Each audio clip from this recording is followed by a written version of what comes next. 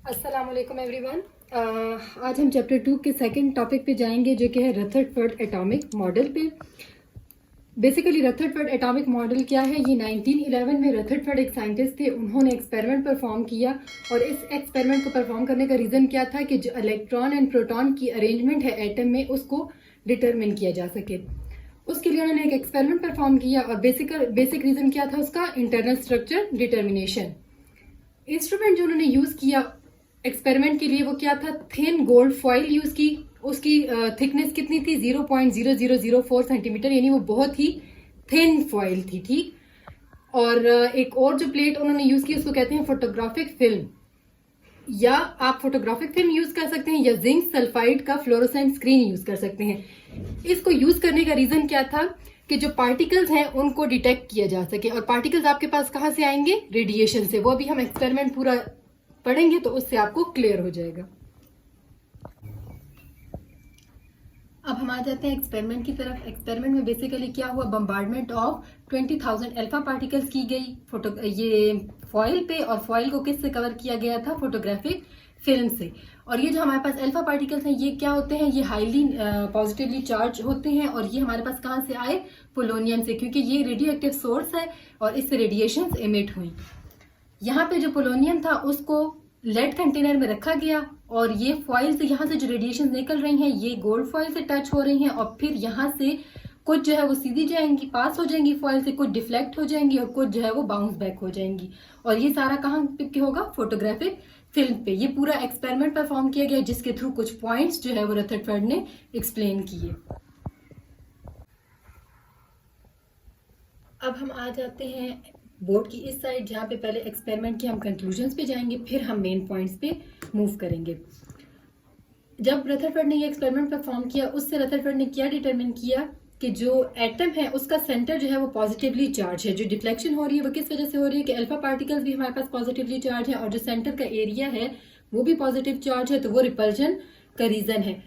कुछ तो पास हो गए, उससे ये इंडिकेट हुआ कि एटम में बहुत सारी स्पेस एम्प्टी है। अब जो न्यूक्लियस के पास से डिटेक्ट हुए वो डिफ्लेक्शन जो हुई वो लार्जर एंगल से हुई, और जो न्यूक्लियस के दूर थे तो वो जो डिफ्लेक्शन थी वो स्मॉलर एंगल से हुई। फिर रदरफोर्ड ने जो मॉडल प्रपोज किया वो था प्लेनेटरी मॉडल। उसका क्या मतलब है? कि ये जो इलेक्ट्रॉन की रिवॉल्वमेंट है न्यूक्लियस के गिर्द, तो वो क्या है? वो जस्ट लाइक अ सन, जैसे न्यूक्लियस के गिर्द जो है वो इलेक्ट्रॉन इस तरह रिवॉल्व करते हैं जैसे सन के गिर्द जो है वो प्लैनेट्स रिवॉल्व करते हैं। अब हम मूव होंगे मेन पॉइंट्स पे। अब हम आ जाते हैं वो पॉइंट्स जो रदरफोर्ड ने एक्सपेरिमेंट के बाद प्रपोज किए, पोस्टुलेट्स की फॉर्म में उसने प्रेजेंट किए। सबसे पहले उसने कहा कि एटम जो है वो उसके सेंटर में पॉजिटिव चार्ज मौजूद है और उस पॉजिटिव चार्ज को नाम दिया न्यूक्लियस का। सेकंड पॉइंट उसने कहा कि जो न्यूक्लियस है उसके गिर्द इलेक्ट्रॉन रिवॉल्व करते हैं और इलेक्ट्रॉन जो है वो काफी हाई स्पीड से रिवॉल्व करते हैं, जैसे कि सन के गिर्द प्लैनेट्स जो है वो रिवॉल्व करते हैं। थर्ड पॉइंट उसने कहा कि जो न्यूक्लियस का साइज है वो बहुत स्मॉल है as compare to size of atom. Overall atom का साइज भी स्मॉल है लेकिन न्यूक्लियस का जो है वो एटम से भी स्मॉल है। फोर्थ पॉइंट उसने कहा कि एटम जो है वो इलेक्ट्रिकली न्यूट्रल है, उसमें जो नंबर ऑफ इलेक्ट्रॉन्स हैं वो इक्वल है नंबर ऑफ प्रोटॉन के, तो ओवरऑल जो हमारे पास एटम है उस पर कोई चार्ज नहीं है, वो एज अ न्यूट्रल है।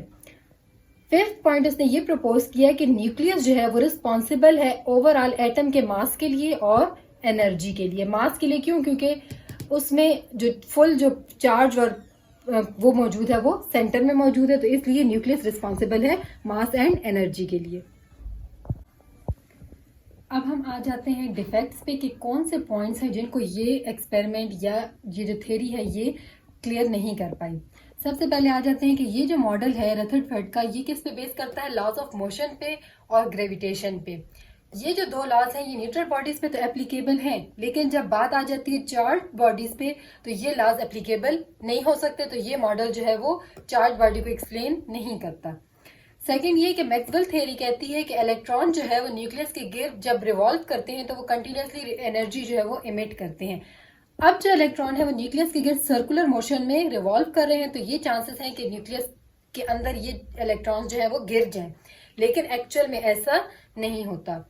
थर्ड जो डिफेक्ट था इस मॉडल का वो ये था कि इलेक्ट्रॉन जो है जब न्यूक्लियस के गिर्द रिवॉल्व कर रहे हैं तो ये कंटिन्यूसली एनर्जी रेडिएट कर रहे हैं, तो जो हमारे पास स्पेक्ट्रम आना चाहिए वो कंटिन्यूस स्पेक्ट्रम आना चाहिए, लेकिन हमारे पास जो एक्चुअल केस में होता है वो लाइन स्पेक्ट्रम आता है, ये वाला स्पेक्ट्रम हमें ऑब्टेन नहीं होता।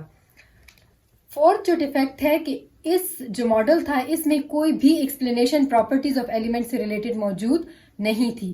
तो ये model up to some extent कुछ पॉइंट्स को एक्सप्लेन कर पाया, लेकिन बहुत सारे ऐसे पॉइंट्स हैं जिनको ये एक्सप्लेन करने में फेल हो गया है। तो इंशाल्लाह हम नेक्स्ट जो वीडियो है वो आगे टॉपिक पे कंटिन्यू करेंगे।